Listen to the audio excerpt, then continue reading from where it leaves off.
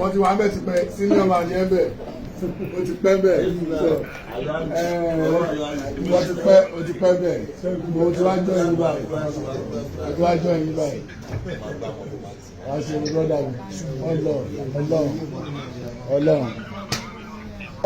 látijọ́ Friday làwọn fáwọlé àwọn màálù gbogbo wọn ti wà ní àwọn ẹgbẹ́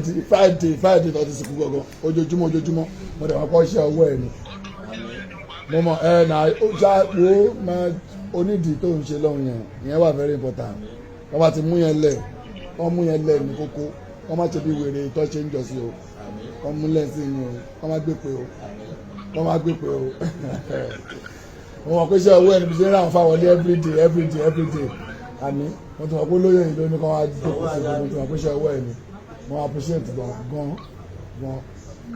ẹ ṣé bàbá mi ẹ ṣé thank you.